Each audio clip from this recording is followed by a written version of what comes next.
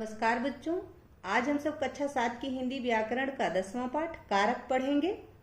कारक किसे कहते हैं पहले हम यह जान लेते हैं। तो संज्ञा या सर्वनाम पदों का क्रिया से जो संबंध बनाता है, यानी जिस वाक्य के द्वारा, जिस पद के द्वारा संज्ञा या सर्वनाम का क्रिया से संबंध बनता है, उसे कारक कहते हैं। कारक का अर्थ होता है क्रिया को करने वाला, यानी कार्य को करने वाला।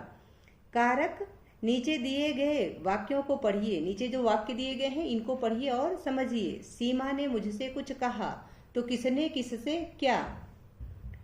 वह भिखारियों को खाना दे रही है। कौन किसे क्या, यानी कौन किसे दे रहा है और क्या दे रहा है। सविता बस में बैठी है। कौन कहाँ, यानी कौन कहाँ बैठी है। उपर्युक्त वाक्यों में रेखांकित शब्द किसी न किसी रूप में क्रिया के साथ जुड़े हुए हैं। रेखांकित शब्द संज्ञा या सर्वनाम है। जो जिन शब्दों के नीचे रेखा खींची गई है ये संज्ञा या सर्वनाम शब्द हैं। इनका संबंध किसी न किसी रूप में क्रिया के साथ जुड़ा हुआ है। संज्ञा या सर्वनाम पदों का क्रिया से जो संबंध बनाता है उसे कारक कहते हैं। कारक का अर्थ है क्रिया को करने वाला, यानी कार्य को करने वाला। हिंदी में यह संबंध कारक चिन्हों यानी प्रसर्गों द्वारा प्रकट किया जाता है। हिंदी में जो ये संबंध कारक हैं ये चिन्हों के द्वारा, यानी इनके लिए कुछ चिन्ह है या प्रसर्ग भी उसे ही कहते हैं। जो कारक चिन्ह होते हैं उन्हें प्रसर्ग भी कहा जाता है। तो इनके द्वारा प्रकट किए जाते हैं या इनके द्वारा पहचाने जाते हैं। कुछ अन्य उदाहरण देखिए और समझिए, यानी कुछ और भी उदाहरण दिए गए हैं जिनको देखिए और समझने का प्रयास कीजिए। राम ने रावण को मारा तो किसने किसको। सवार घोड़े से गिर गया। कौन कहाँ से। मैं पिताजी के लिए दवा लाया। कौन किसके लिए। हे प्रभु मेरी रक्षा करो, यानी यहाँ विस्मय बोधक है, ये संबोधन है। रवि गेंद से खेलता है तो कौन किससे खेलता है। गीता छत पर बैठी है। कौर कहाँ बैठी है। थैले में सेब है। क्या और कहाँ है। मेरा भाई आ रहा है। कौन आ रहा है। यहाँ कारक की परिभाषा दी गई है तो हम उसको जान लेते हैं कि संज्ञा या सर्वनाम के जिस रूप से उसका संबंध वाक्य के अन्य शब्दों तथा क्रिया के साथ जाना जाता है उसे कारक कहते हैं। यानी जब आपसे प्रश्न हो कि कारक किसे कहते हैं तो उत्तर आएगा कि संज्ञा या सर्वनाम के जिस रूप से उसका संबंध वाक्य के अन्य शब्दों तथा क्रिया के साथ जाना जाता है उसे कारक कहते हैं। कारक के भेद यानी काइंड्स ऑफ केस। कारक के 8 भेद हैं। पहला है कर्ता कारक, दूसरा कर्म कारक, तीसरा करण कारक, चौथा संप्रदान कारक, पांचवा अपादान कारक, छठा अधिकरण कारक, सातवां संबंध कारक और 8वां संबोधन। ठीक है, अब हम इनको एक एक करके पढ़ेंगे। आइए प्रत्येक कारक के बारे में विस्तार पूर्वक जाने। पहला है कर्ता कारक यानी नॉमिनेटिव केस। क्रिया को करने वाला कर्ता कहलाता है। वाक्य में क्रिया को करने वाला संज्ञा या सर्वनाम होता है। कर्ता का प्रसर्ग ने है, यानी कर्ता कारक का जो कारक चिन्ह है वह ने होता है। पर कई बार कर्ता बिना प्रसर्ग के भी आता है, यानी बिना किसी कारक चिन्ह के भी आता है। उदाहरण देखें, जैसे राकेश जाता है तो यहाँ प्रसर्ग नहीं है, यानी यहाँ कारक चिन्ह नहीं लगा हुआ है। और दूसरा है राधा ने कहानी सुनाई तो यहाँ ने राधा ने, ये ने जो है यह प्रसर्ग है, यानी कारक चिन्ह यहाँ लगा हुआ है। दूसरा है कर्म कारक यानी ऑब्जेक्टिव केस। वाक्य की क्रिया का फल जिस शब्द यानी संज्ञा या सर्वनाम पर पड़ता है उसे कर्म कारक कहते हैं। कर्म कारक का कारक चिन्ह या प्रसर्ग, कारक चिन्ह या प्रसर्ग एक ही बात है। को है, यानी जो कर्म कारक है इसका कारक चिन्ह क्या होता है, को होता है। यह भी कई बार प्रसर्ग के बिना भी आता है, यानी कई बार बिना कारक चिन्ह के ही आता है। जैसे पिताजी ने खाना खाया, यह प्रसर्ग रहित है, इसमें प्रसर्ग नहीं है। दूसरा है पिताजी ने राधा को बुलाया तो इसमें प्रसर्ग है, यानी इसमें कारक चिन्ह को लगा हुआ है, जबकि खाना खाया में प्रसर्ग नहीं लगा हुआ है। अप्राणीवाचक कर्म के साथ को नहीं लगता, जबकि प्राणीवाचक कर्म के साथ को लगता है। राधा प्राणीवाचक है अतः को लगा है। तो जो अप्राणीवाचक होते हैं, यानी जैसे निर्जीव वस्तुओं का अगर हम उदाहरण लेंगे या फिर किसी अन्य चीज का जिसमें प्राण नहीं है, तो उसके साथ कारक चिन्ह का प्रयोग नहीं होगा। लेकिन जो प्राणीवाचक हैं, यानी जो प्राणी हैं जिनके अंदर जीव है, उनके साथ जब हम वाक्य का प्रयोग करेंगे तो वहां यह परसर्ग लगेगा, को लगेगा। ठीक है, आगे देखते हैं। तीसरा, करण कारक। क्रिया के करने के साधन को करण कहते हैं। इसका कारक चिन्ह यानी परसर्ग से या द्वारा होता है, यानी के द्वारा है। जैसे कोई चीज किसी से किया जा रहा है या किसी के द्वारा किया जा रहा है। उदाहरण, मैं चाकू से सेब काटता हूँ, यानी मेरे द्वारा चाकू से सेब काटा जाता है। हम ट्रेन द्वारा मुंबई गए, यानी हम ट्रेन से मुंबई गए। रमेश को पत्र के द्वारा सूचित करो, तो रमेश को पत्र से सूचित किया या करो, इस तरीके के वाक्य हो सकते हैं। से या द्वारा यानी किसी चीज से या किसी के द्वारा, किसी वस्तु के द्वारा या किसी वस्तु से, किसी व्यक्ति से या किसी व्यक्ति के द्वारा। ठीक है, इस प्रकार का उदाहरण से या द्वारा यदि आता है तो वो करण कारक होगा। ठीक है, आगे है संप्रदान कारक। संप्रदान कारक का अर्थ है देना। संप्रदान का अर्थ होता है देना। वाक्य में कर्ता जिसके लिए क्रिया करता है, यानी जिसके लिए कार्य करता है अथवा जिसे कुछ देता है, उसे संप्रदान कारक कहते हैं। इसका कारक चिन्ह है के लिए। संप्रदान कारक का कारक चिन्ह क्या होता है? के लिए। कभी कभी को परसर्ग भी लगाया जाता है, यानी कभी कभी इसमें जो संप्रदान कारक होता है इसमें को कारक चिन्ह भी लगाया जाता है, लेकिन ज्यादातर इसका मेन जो कारक चिन्ह है वह है के लिए। जैसे मैं पिताजी के लिए कोट लाया हूँ, यानी मैं पिताजी के लिए कोट लाया हूँ, इसमें के लिए लगा हुआ है। जबकि गरीबों को खाना दीजिए, यानी गरीबों के लिए खाना दीजिए, तो यहाँ परसर्ग नहीं लगे, यहाँ परसर्ग को लगा हुआ है। और जबकि पिताजी के लिए कोट लाया हूँ, इसमें के लिए परसर्ग लगा हुआ है। ठीक है, आगे है पांचवा है अपादान कारक, यानी एब्लेटिव केस। संज्ञा या सर्वनाम के जिस रूप से अलग होने का भाव प्रकट हो उसे अपादान कारक कहते हैं। इसका कारक चिन्ह है से, पृथकता के अर्थ में, यानी अलग होने के अर्थ में। इस से का प्रयोग जहाँ होता है वह अलग होने के अर्थ में होता है, और इसका कारक जो होता है अपादान कारक होता है। जैसे वह घोड़े से गिर पड़ा, पेड़ से फल गिरता है, तो वह घोड़े से गिर पड़ा, यानी वह घोड़े से अलग हो गया, घोड़े से पृथक हो गया। ठीक इसी प्रकार पेड़ से फल गिरता है में फल जो है वह पेड़ से अलग हो गया, पेड़ से दूर हो गया। तो अलग होने के अर्थ में इस से का प्रयोग होता है और अपादान कारक का प्रयोग किया जाता है। जैसे बच्चा घर से विद्यालय गया, तो बच्चा घर से अलग हुआ और विद्यालय गया। फिर राम विद्यालय से घर आता है, यानी राम विद्यालय से अलग होकर के घर आता है। इस प्रकार के वाक्य जो होते हैं उसमें अपादान कारक होता है और से का प्रयोग होता है। ठीक है, छठा है अधिकरण कारक, यानी लोकेटिव केस। अधिकरण का अर्थ है आधार। शब्द संज्ञा सर्वनाम के जिस रूप से क्रिया के आधार का बोध हो उसे अधिकरण कारक कहते हैं।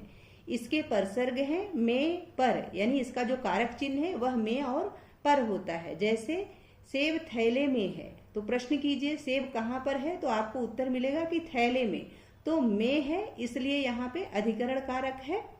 ठीक इसी प्रकार पुस्तक मेज पर रखी है, तो जब आप पूछेंगे प्रश्न की पुस्तक कहाँ पर रखी है, तो उत्तर मिलेगा मेज पर। तो ये जो पर है यह अधिकरण कारक का चिन्ह है। ठीक है, और इसी वाक्य में अधिकरण कारक का प्रयोग हुआ है।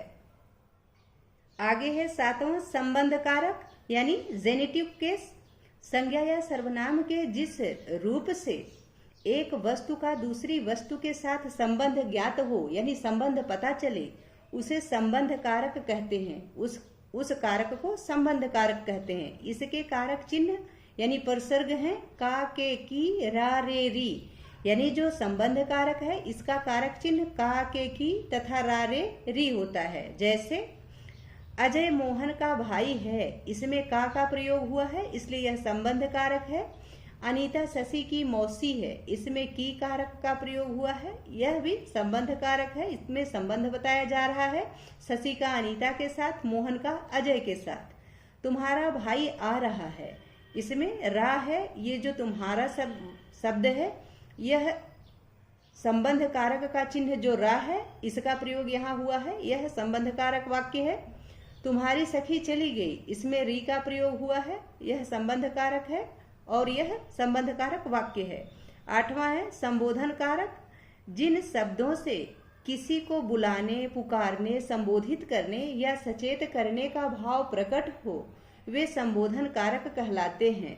इसके चिन्ह है हे, अरे। हे, अरे इसका कारक चिन्ह है संबोधन का। जैसे वाक्य देखिए, हे ईश्वर कृपा करो, यानी हे प्रभु आप हम पर कृपा करो, तो यहाँ भगवान को संबोधित किया जा रहा है इसलिए संबोधन है। अरे कहाँ चल दिए, इस तरह के जब वाक्य किए जाते हैं तो यहाँ अरे जो शब्द है यह भी संबोधन है, यानी किसी को संबोधित किया जा रहा है।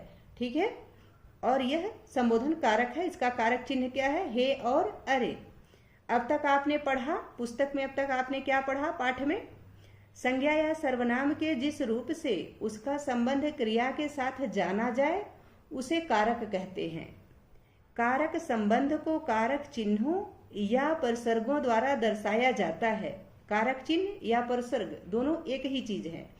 ये हैं ने, को, के लिए, से, के द्वारा, में, पर, का, के, की, रा, रे, री, हे, अरे आदि, ये सारे जो है यह कारक चिन्ह हैं।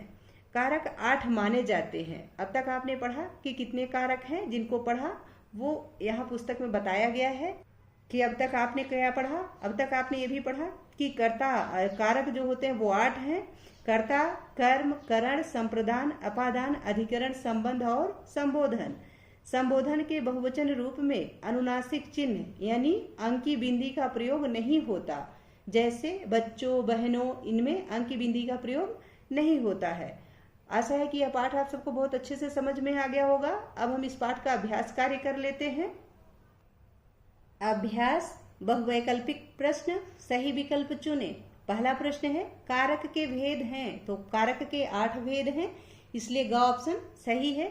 दूसरा प्रश्न है अपादान कारक का चिन्ह है, तो अपादान कारक का चिन्ह होता है से, इसलिए घ ऑप्शन सही है। तीसरा प्रश्न है वृक्ष से फल गिरता है, रेखांकित शब्द किस कारक का भेद है। जो वृक्ष आपको यहाँ शब्द दिया गया है, पूछा गया है कि यह किस कारक का भेद है, तो यह अपादान कारक का भेद है।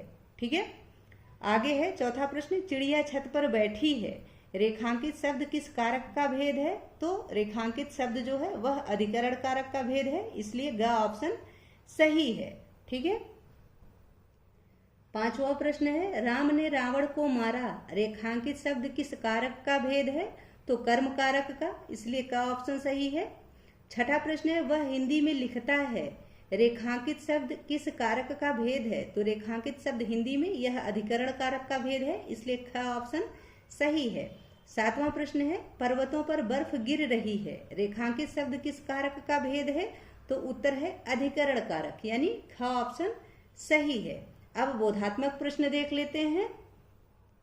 पहला प्रश्न है कारक का शाब्दिक अर्थ और परिभाषा बताइए। तो उत्तर है कारक का शाब्दिक अर्थ है क्रिया को करने वाला, और इसकी परिभाषा है संज्ञा या सर्वनाम के जिस रूप से उसका संबंध वाक्य के अन्य शब्दों तथा क्रिया के साथ जाना जाता है उसे कारक कहते हैं। ठीक है, दूसरा प्रश्न है कारक के कितने भेद हैं, सभी भेदों के नाम लिखिए। तो उत्तर है कारक के 8 भेद हैं।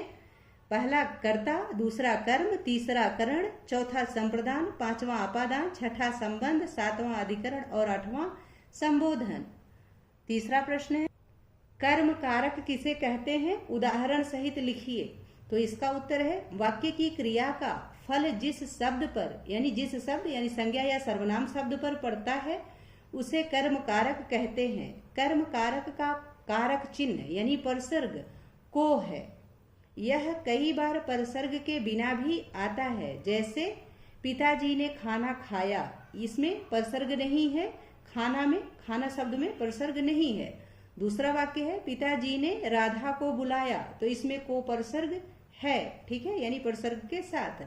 अगला प्रश्न है चौथा संप्रदान कारक किसे कहते हैं, उदाहरण देकर स्पष्ट कीजिए। तो उत्तर है संप्रदान कारक का अर्थ है संप्रदान का अर्थ है देना, यानी जो संप्रदान होता है उसका अर्थ होता है देना। वाक्य में कर्ता जिसके लिए क्रिया करता है या जिसे कुछ देता है उसे संप्रदान कारक कहते हैं।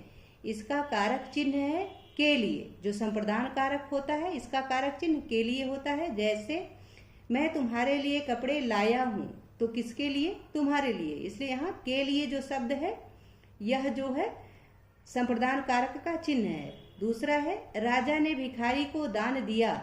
ठीक है, तो किसको दान दिया? भिखारी को। यानी किसके लिए दान दिया? तो भिखारी के लिए दान दिया। यदि आप प्रश्न करेंगे कि राजा ने किसके लिए दान दिया, तो भिखारी के लिए दान दिया। किसको दान दिया? भिखारी को दान दिया। ठीक है, तो यह संप्रदान कारक है और इसका कारक चिन्ह के लिए होता है। आगे 5वां प्रश्न है संबंध कारक किसे कहते हैं, उदाहरण देकर स्पष्ट कीजिए। तो उत्तर है संज्ञा या सर्वनाम के जिस रूप से एक वस्तु का दूसरी वस्तु के साथ संबंध ज्ञात हो उसे संबंध कारक कहते हैं। इसके कारक चिन्ह का, के, की तथा रा, रे, री हैं। जैसे राम रीना का भाई है, अनीता रवि की मामी है, तुम्हारा भाई जा रहा है, तुम्हारी बहन चली गई, तुम्हारे मामा का लड़का आया था। ये वाक्य बता रहे हैं, इनका संबंध एक दूसरे के साथ बताया गया है। जैसे राम का रीना के साथ संबंध बताया गया है, अनीता का रवि के साथ संबंध बताया गया है, तुम्हारा का भाई के साथ, तुम्हारी का बहन के साथ, तुम्हारे का मामा के साथ संबंध बताया गया है। तो इसलिए यहाँ संबंध कारक है। आगे 6ठा प्रश्न है प्रत्येक कारक का एक एक उदाहरण वाक्य बनाइए। यानी जो भी कारक यहाँ दिए गए हैं इनसे एक एक उदाहरण वाक्य बनाना है। क है कर्ता कारक, जैसे राकेश जाता है। दूसरा कर्म कारक, पिताजी ने खाना खाया। ग करण कारक, हम ट्रेन द्वारा मुंबई गए, ट्रेन से मुंबई गए, ऐसा भी वाक्य बन सकता है। घ है संप्रदान कारक, जैसे गरीबों को खाना दीजिए या गरीबों के लिए खाना दीजिए। न है अपादान कारक, यानी पेड़ से फल गिरता है। च है संबंध कारक, अजय सोहन का भाई है। छठा है छ अधिकरण कारक, सेब थैले में है। ज है संबोधन कारक, अरे कहाँ चल दिए। ठीक है, आगे है 7वां प्रश्न निम्नलिखित वाक्यों में उपयुक्त कारक चिन्ह लगाकर इन्हें पुनः लिखिए। तो जो यहाँ वाक्य दिए गए हैं ये अशुद्ध हैं, यानी इसमें कारक चिन्ह नहीं लगा हुआ है। कारक चिन्ह लगा के आपको इन्हें पुनः लिखना है। तो जैसे यहाँ लिखा गया है क में काका कालेकर नदियों लोकमाता कहा है। तो काका कालेकर ने नदियों को लोकमाता कहा है, इसमें ने तथा को कारक चिन्ह लगा हुआ है। ख है माँ और दादी, मौसी और मामी गोद तरह उनकी धारा डुबकियां लगाया करता।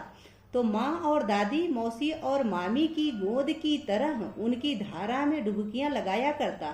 तो यहाँ की दोनों जगह और में ये जो है ये कारक चिन्ह है जिनका प्रयोग करके ये वाक्य बनाया गया है।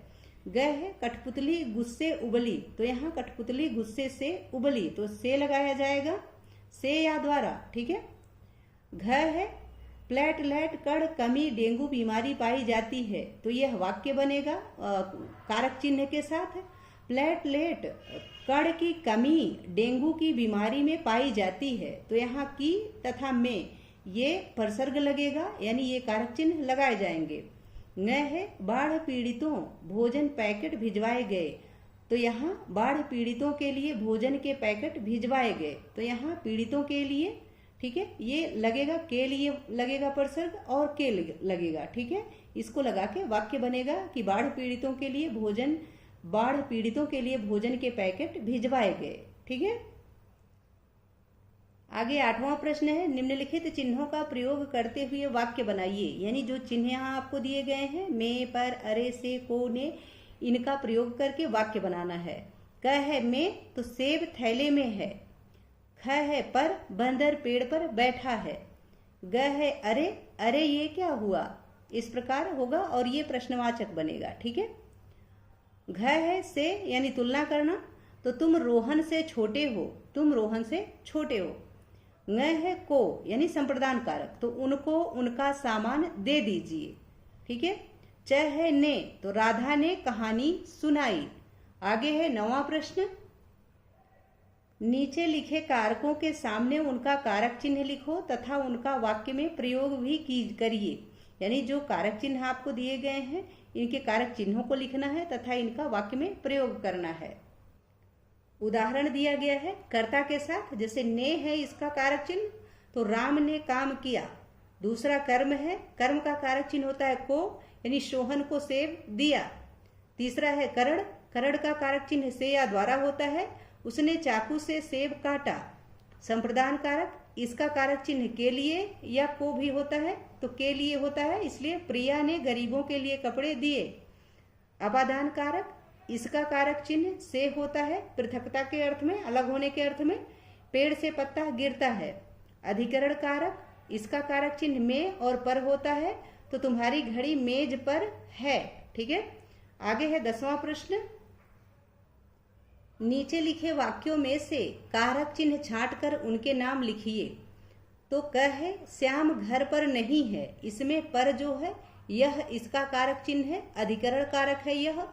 ख है गीता पढ़ने के लिए अमेरिका जा रही है, इसमें के लिए कारक है इसका कारक चिन्ह और संप्रदान कारक है। ग है शशांक ने आम खाया, इसमें ने है कारक चिन्ह और यह कर्ता जो है इसका कारक है। घ है माता जी को मंदिर जाना है, इसमें इसका कारक चिन्ह को है और कर्म कारक है। ङ है गंगा हिमालय से निकलती है, इसका कारक चिन्ह से है यानी अलग होने के अर्थ में और अपादान कारक है। च है वह चाकू से सब्जी काट रही है, इसका कारक चिन्ह से या द्वारा है, करण कारक है। ठीक है, 11वां प्रश्न है निम्नलिखित वाक्यों में मोटे छपे अंशों में कारक बताइए। यानी जो मोटे वाक्यों में जो मोटे छपे हुए हैं शब्द, इनमें जो कारक है वह आपको बताना है। क भिखारियों को भोजन दीजिए, इसमें संप्रदान कारक है। ख राम ने रावण को मारा तो रावण को में कर्म कारक है। ग मंदिर में भक्तजन है तो मंदिर में अधिकरण कारक है। घ पत्ता पेड़ से टूट गया, इसमें अपादान कारक है। ङ पुस्तक मेज पर रखी है तो मेज पर अधिकरण कारक है। ठीक है, आगे 12वां प्रश्न है को परसर्ग का प्रयोग कर्म कारक और संप्रदान कारक के रूप में कीजिए। तो यहाँ को कारक दिया गया है, कर्म कारक से वाक्य बनाना है, फिर को संप्रदान कारक के साथ वाक्य बनाना है। जैसे कर्म कारक के साथ मामा जी ने रीना को बुलाया और संप्रदान कारक के साथ गरीबों को खाना दीजिए। से परसर्ग का प्रयोग करण कारक और अपादान कारक के रूप में कीजिए। तो करण कारक के रूप में सीमा ने पेंसिल से लिखा यानी पेंसिल के द्वारा लिखा। से अपादान कारक के रूप में यानी अलग होने के अर्थ में तो राम विद्यालय से घर गया यानी वह विद्यालय से दूर हो गया। अगला प्रश्न है 13वां, निम्नलिखित वाक्यों के रिक्त स्थानों की पूर्ति उपयुक्त परसर्ग से कीजिए। यानी जो वाक्य दिए गए हैं इनमें आप सही परसर्ग सही कारक चिन्ह लगाइए। क है लक्ष्मण ने मेघनाद को मारा था, ठीक है, इसमें ने और को लगेगा। ख है हमारी वार्षिक परीक्षा मार्च में होगी तो यहाँ में परसर्ग लगेगा। ग है पेड़ पर कौवा बैठा है, यहाँ पर परसर्ग लगेगा। घ है बालक शेर से डरता है, यहाँ शेर से परसर्ग लगेगा। आगे है न राहुल ने अपने भाई को बुलाया, इसमें ने और को परसर्ग लगेगा। च है अरे कहाँ जा रहे हो तो इसमें अरे यानी संबोधन परसर्ग लगेगा। छ है मैंने रवि के लिए चाय बनाई है तो इसमें के लिए परसर्ग लगेगा। ज है रेणुका बस में बैठी है तो मैं यहाँ पे में परसर्ग लगेगा। ठीक है, आशा है कि यह पाठ तथा इसका अभ्यास कार्य बहुत अच्छे से आप सबको समझ में आ गया होगा। यदि पाठ से संबंधित या वीडियो से संबंधित कोई सुझाव हो या आपकी कोई क्वेरी हो प्लीज कमेंट बॉक्स में अवश्य लिखें। वीडियो पसंद आए तो इसको लाइक करें, शेयर करें। चैनल पर नए हैं तो प्लीज इसे सब्सक्राइब अवश्य करें। बहुत बहुत धन्यवाद।